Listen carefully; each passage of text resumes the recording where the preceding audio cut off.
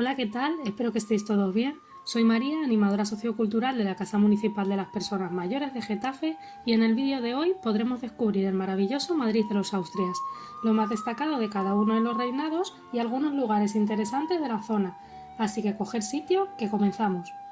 Por Madrid de los Austrias o Barrio de los Austrias se conoce una amplia zona de la capital española, correspondiente al primitivo trazado medieval de la ciudad y a la expansión urbanística iniciada por los monarcas de la Casa de Austria, a partir de los reinados de Carlos I y especialmente Felipe II, que en 1561 establece la corte en Madrid, y continuando con Felipe III, Felipe IV, para terminar con Carlos II, que muere sin descendencia y deja como principal consecuencia la instauración de la Casa de Borbón. Se componía de dos núcleos principales: por un lado el recinto dentro de la muralla, aproximadamente desde el Palacio Real hasta la Puerta del Sol y desde la Plaza de Santo Domingo hasta la Plaza de la Cebada, y por otro lado los arrabales, que se encontraban fuera del recinto amurallado y en torno a los templos religiosos. Aunque carece de una delimitación precisa, comprende parcialmente los barrios de Sol, Palacio, áreas de influencia como la calle Mayor, la calle Arenal, la calle Segovia, la calle Bailén o la calle Toledo. Algunas de sus plazas más representativas son la Plaza de la Cebada, la Plaza de la Paja o la Plaza Mayor. En la primera mitad del siglo XVI, antes de ser capital, Madrid era una villa de tamaño medio entre las urbes castellanas. Tenía entre 10.000 y 20.000 habitantes. Durante el reinado del primero de los Austrias, como ya sabéis, Carlos I, se realiza la construcción del Palacio del Pardo. Este palacio era una antigua casa real que se utilizaba como pabellón de caza y fue convertida entre 1547 y 1558 en palacio, gracias a este rey. Sufrió un incendio que arrasó con gran parte de él y fue reformado por los sucesivos monarcas. Después de la Guerra Civil, se habilita como residencia del jefe de Estado Francisco Franco y actualmente como alojamiento de los jefes y autoridades que visitan España, celebrando en él actos oficiales por parte de la monarquía. Otro de los edificios que mandó construir fue el Real Alcázar, un castillo de origen medieval que fue arrasado por las llamas en 1734.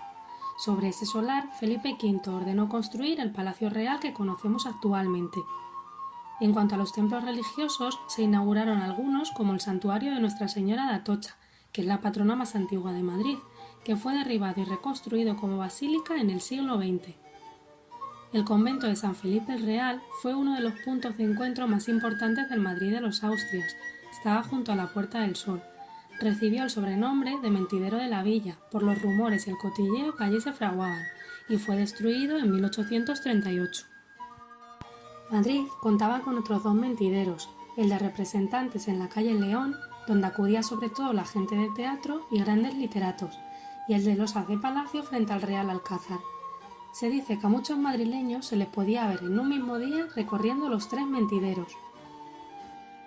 La iglesia de San Sebastián, en la calle Atocha, fue reconstruida tras ser alcanzada por una bomba en la Guerra Civil. Fue declarada Monumento Nacional, no solo por el edificio, sino también por sus archivos. En ella está enterrado Lope de Vega, y en su antiguo cementerio se dice que José Cadalso, en un arrebato de pasión, trató de desenterrar el cuerpo de su amada, y este episodio le llevó a narrar su obra Noches lúgubres. La Capilla del Obispo, también declarada Monumento Nacional en 1931, fue la construcción de mayor interés arquitectónico en tiempos de Carlos I.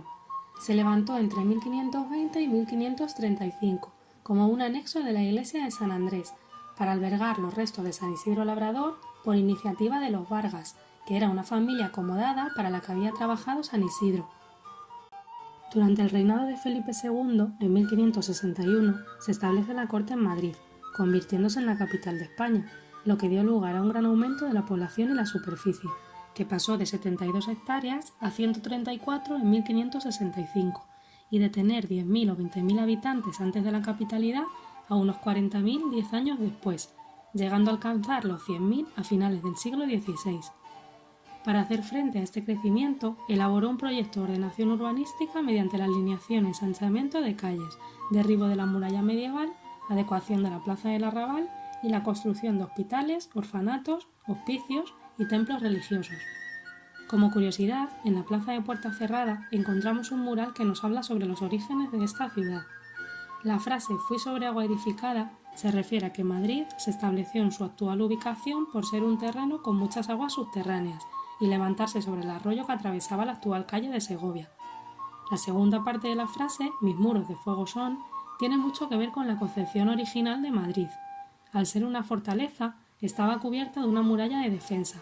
El material empleado para su construcción resultó ser sílex o pedernal, por lo que al recibir el impacto de las flechas por la noche, saltaban chispas que vistas desde la distancia parecían pequeñas lenguas de fuego. La intensa actividad inmobiliaria de este periodo no fue suficiente para satisfacer la demanda de viviendas por parte de cortesanos y sirvientes a la corona. Tal situación llevó a Felipe II a promulgar el edicto conocido como Regalía de Aposento, mediante el cual los propietarios de inmuebles con más de una planta estaban obligados a ceder una de ellas a una familia cortesana, y de ahí surge el ingenio de los madrileños con las llamadas casas a la malicia, distribuyendo las ventanas de forma que pareciesen una sola planta. Otras infraestructuras que promovió Felipe II son el Puente de Segovia, la calle Real Nueva, actual calle Segovia, y la Plaza Mayor.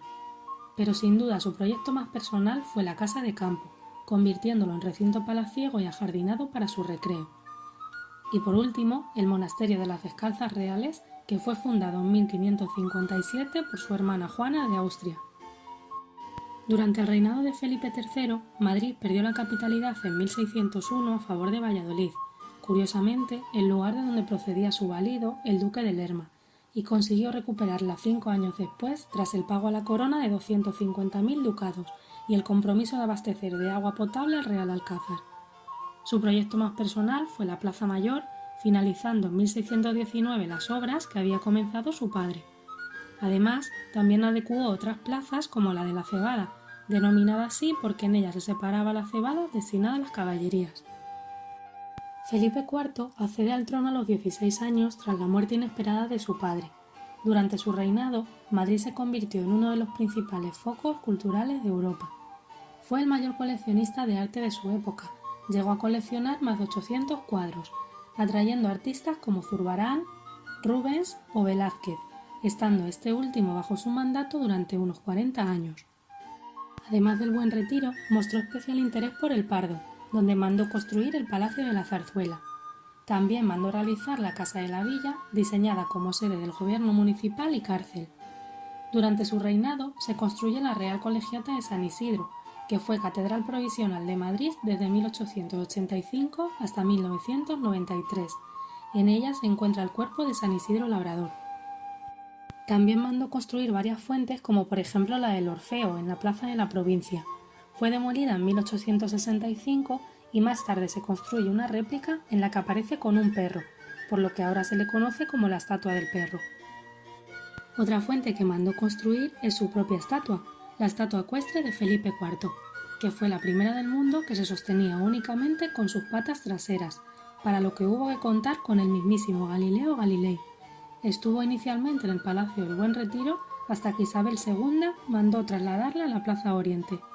En cuanto a urbanismo, ordenó la construcción de una cerca alrededor del casco urbano, mediante la cual quedaron establecidos los nuevos límites de la villa.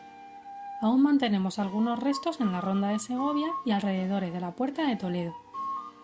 El Puente de Toledo es otro de los proyectos impulsados por el rey, con la función de enlazar directamente el casco urbano con el Camino de Toledo, salvando el Manzanares. Ha sido derribado en varias ocasiones por la subida del río y alberga las estatuas de San Isidro y Santa María de la Cabeza. En 1956 fue declarado Monumento Histórico Artístico. Con el reinado de Carlos II se frenó el ritmo constructor del reinado anterior. Se levantaron algunos templos incorporando tendencias barrocas como Nuestra Señora de Montserrat o la iglesia de las Calatravas. Y ahora vamos a hablar de otros lugares de interés en la zona como por ejemplo la calle Mayor, que se extiende desde la Puerta del Sol hasta la Cuesta de la Vega. Fue una de las calles más importantes del Madrid de los Austrias, al comunicar la zona del Real Alcázar con la Puerta del Sol, que eran dos de las principales salidas de la ciudad. En su entorno se instalaron gremios artesanales como joyeros, plateros, sederos, bordadores de encajes, zapateros, etc. En 1578, Juan de Escobedo, secretario de Hacienda, fue asesinado. En 1622 también es asesinado el conde de Villamediana. El 31 de mayo de 1906 se produce el atentado fallido contra el rey Alfonso XIII y su esposa Victoria Eugenia, durante el desfile de su boda. Lope de Vega nació en el número 50 de esta calle y Calderón de la Barca murió en el número 61.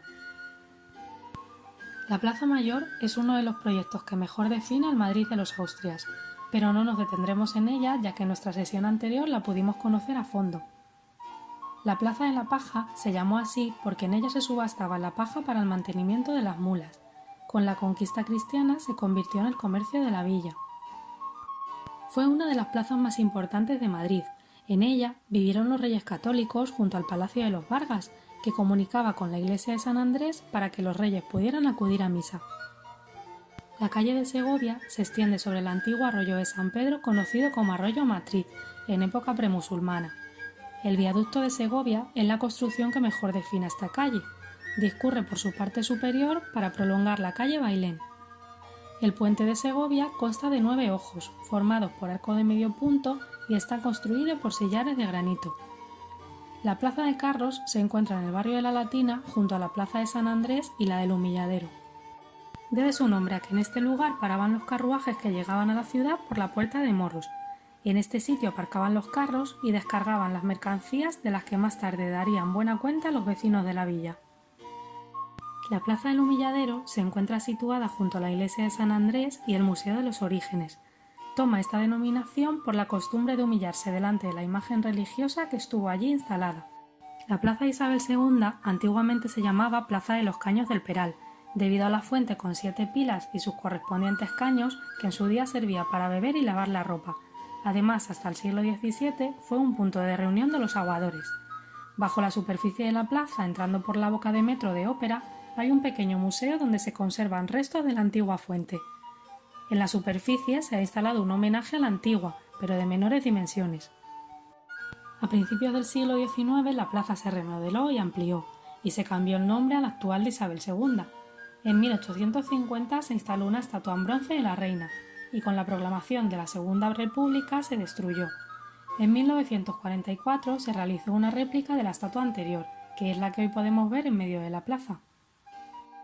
La Puerta del Sol debe su aspecto actual a la ordenación urbanística llevada a cabo entre 1857 y 1862, cuando se procedió a la demolición de varias manzanas. No estaba configurada como plaza, sino como un ensanche, formado por la confluencia de 2 de los principales ejes viarios del Madrid medieval, la calle Mayor y la calle Arenal. En su planta semicircular concentra varios de los elementos más representativos de la ciudad: el reloj de la Casa de Correos, la placa del kilómetro cero, la estatua del oso y el madroño, la estatua de la Mar y Blanca o la estatua ecuestre de Carlos III, rey que en el siglo XVIII modernizó Madrid con una serie de mejoras en las infraestructuras de la ciudad. Los jardines del Campo del Moro fueron adquiridos por la corona española en tiempos de Felipe II. Es un espacio de recreo de unas 20 hectáreas situado bajo el Palacio Real, tras el gran desnivel que daba fortaleza defensiva a las antiguas murallas madrileñas.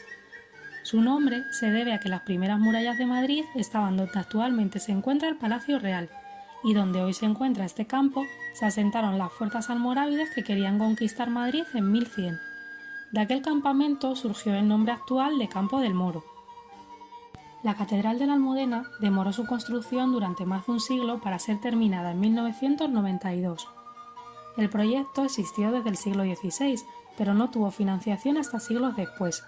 Anteriormente existía una mezquita árabe que los cristianos transformaron en iglesia Santa María. El origen de la Almudena se remonta al año 712, cuando los musulmanes conquistaron España. Era la reliquia más importante de cuantas tenían, así que decidieron ocultarla en un pequeño nicho excavado en la pared.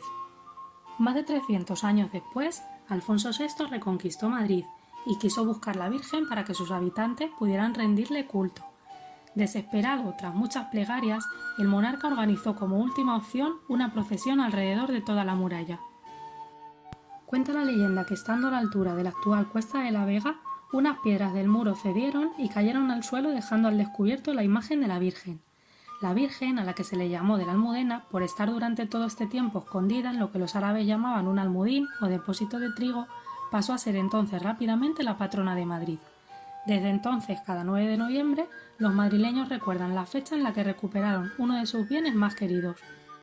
El convento del Corpus Christi o las Carboneras, situado en la plaza del Conde de Miranda, entre la calle Mayor y Segovia, fue fundado por la condesa Beatriz Ramírez de Mendoza.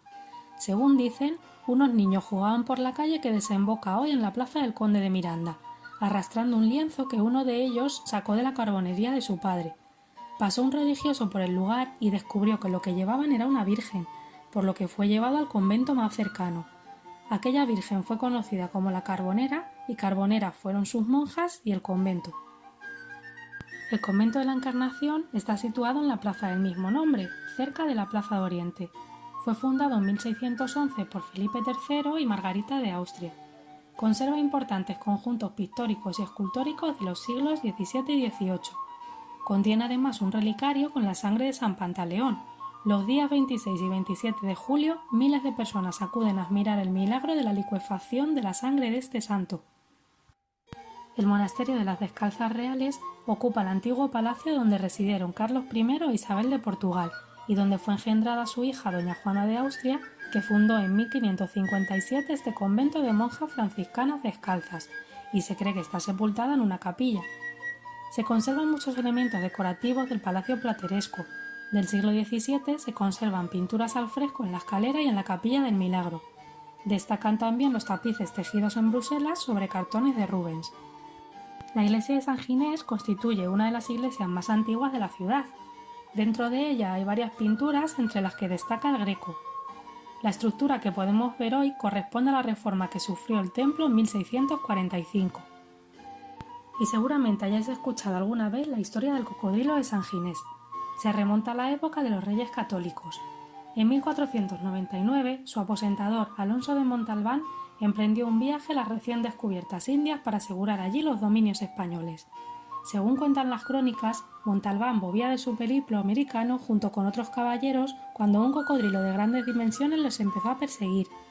Atemorizados ante un ser desconocido, arribaron en Portobelo. Los españoles, confiados en haber dado esquinazo al temible monstruo, tomaron tierra y se dispusieron a buscar alimentos. En esas estaban cuando el persistente caimán apareció de nuevo. Los españoles clavaron rodillas en tierra y se pusieron a rezar a la Virgen para que les salvara de aquel animal, cuando de repente la rama de un árbol cayó y lo mató.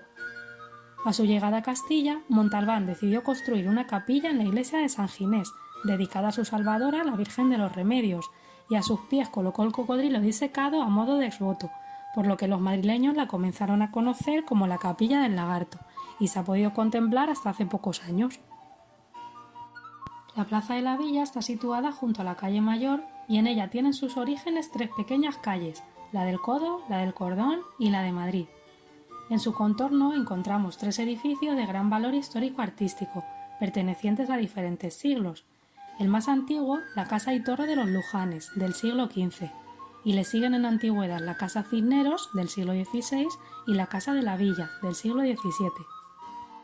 Antiguamente era conocida como Plaza de San Salvador, por la iglesia del mismo nombre que se alzaba en la calle Mayor, en cuyo pórtico se realizaban las sesiones del ayuntamiento. En el siglo XV, la Plaza de la Villa adoptó su actual denominación, ya que Enrique IV de Castilla otorga el título de noble y leal villa a Madrid. La Casa y Torre de los Lujanes se halla en la Plaza de la Villa número 3. Su acceso es libre y gratuito, uno de los edificios más antiguos de Madrid. Los Lujanes eran una familia de nobles aragoneses que se instalaron en Madrid durante el siglo XV, en tiempos de los Austrias. La primera casa es de ladrillo con portada mudéjar y una escalera gótica, que pertenecía al Hospital de la Latina. La segunda casa, conocida como Torre de los Lujanes, supone una típica casa-fortaleza del siglo XV, si bien se reformó durante el siglo XVI dándole un aspecto gótico. Sobresale su entrada con un bello alfiz gótico y sus espectaculares escudos. Dicen que el rey Francisco I de Francia, derrotado por Carlos I en la batalla de Pavía, estuvo preso en esta torre, aunque también se cuenta que fue más una mansión que se le brindó mientras acomodaban sus habitaciones en palacio. Cuentan que el rey francés, por orgullo, nunca quiso hacer una reverencia a Carlos I, y este, que no se quedaba atrás, mandó construir la puerta de pequeña altura para que el rey de Francia, que era bastante alto, tuviese que inclinarse al entrar y así salirse con la suya. La Casa de Cisneros se trata de una casa-palacio construida en 1537 por el sobrino del cardenal Cisneros, realizada en un estilo plateresco. Lo más destacado del primitivo edificio es la fachada que da a la calle del Sacramento, formada por un arco de sillería de granito sobre el que se sitúa el balcón principal, flanqueado por dos bellas columnas. En esa época, la fachada que daba a la plaza de la villa era la parte trasera del edificio y daba acceso a las cuadras y corrales. A lo largo del tiempo, esta casa ha albergado a personajes importantes de la historia de España. Se dice incluso que aquí estuvo preso el secretario de Felipe II, Antonio Pérez, y de ella escapó a Francia en 1590. En 1909, el edificio fue comprado por el ayuntamiento para integrarlo en las dependencias de la Casa de la Villa, siendo objeto de una profunda restauración en la que se edificó la fachada que da a la plaza de la villa, así como el pasadizo volado que la conecta con el edificio que albergó el ayuntamiento. Ambas actuaciones se hicieron en consonancia con las trazas originales del edificio. Y por último, la Casa de la Villa se construye a finales del siglo XVII y ha sido sede consistorial hasta su traslado en 2007 al Palacio de Comunicaciones. Actualmente se limita a eventos oficiales y se realizan visitas en jornadas de puertas abiertas. El edificio es de estilo barroco. La fachada principal de la Casa de la Villa tiene dos puertas, ya que, como hemos indicado, el edificio sirvió como sede del ayuntamiento y por otro lado fue la cárcel de la villa. Algunos de los rincones más interesantes de este edificio son el Salón de la Cristalera, que es una gran sala de distribución por la que se accede a los distintos salones. Antiguamente era un patio interior en cuya segunda planta se abrían unos balcones. El Salón de Goya, donde vemos el techo original del siglo XVII con el escudo de España incluyendo a Portugal y la gran lámpara de araña. El Salón de Plenos, reformado en época del alcalde Tierno Galván en los años 80, con recargada decoración en la que se impone el color rojo. También encontramos grandes iconos de la ciudad de Madrid, como la estatua original de la Mariblanca, ya que la que vemos en Sol es una réplica. Siempre se ha dicho que es Venus, pero en una representación entre diosa y mujer. Fue traída desde Florencia en 1625 para instalarla en lo alto de una fuente en la Puerta del Sol. Debido a la blancura de la figura, los aguadores de la época empezaron a llamarla Mariblanca, y con este nombre popular se ha quedado hasta nuestros días. Y terminamos contando la historia de esta custodia procesional de Madrid. El 23 de junio, la comunidad católica celebra el Corpus Christi, una festividad que en el momento actual suele pasar inadvertida a la mayoría de los madrileños, pero que en los siglos XVI y XVII alcanzó un gran esplendor, con la organización de fastuosos desfiles a los que acudía la familia real. Es sabido que Isabel la Católica presidió la procesión de 1482, ataviada con una toca, con los pies descalzos y portando un cirio en la mano, y que el emperador Carlos I hizo lo propio posteriormente. Pero fue durante el reinado de Felipe II, con la corte ya instalada en Madrid, cuando las celebraciones quedaron plenamente institucionalizadas, razón por la cual las autoridades municipales mandaron labrar una nueva custodia procesional, más ornamentada y lujosa, acorde con el rango que había adquirido la ciudad. El encargo recayó sobre Francisco Álvarez, el platero personal de las reinas Isabel de Valois y Ana de Austria, tercera y cuarta esposa de Felipe II. Los trabajos se desarrollaron en dos fases. Entre 1565 y 1568, el autor hizo las andas, a partir de un diseño de aire clasicista, consistente en un templete soportado de 8 columnas. En 1573 se centró en la custodia de asiento, una pieza que va en el interior de las andas, con una estructura muy similar, igualmente a modo de hornacina. El conjunto se completó en el siglo XIX con la custodia portátil, que se debe a Francisco Moratilla, platero de cámara de Isabel II. Fue finalizada en 1846. Se trata de una obra excepcional, no solo por lo que representó para la historia de Madrid al ser la primera custodia artística con la que contó la capital, sino también por el impacto que tuvo en la posterior evolución de la orfebrería española. Pero además de su valor artístico, la custodia de Francisco Álvarez tiene la singularidad de que no pertenece al clero, sino al ayuntamiento.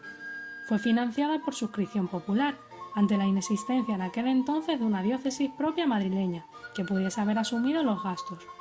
De ahí que se conserven las dependencias de la Casa de la Villa, aunque una vez al año es cedido a la iglesia para la procesión del Corpus Christi.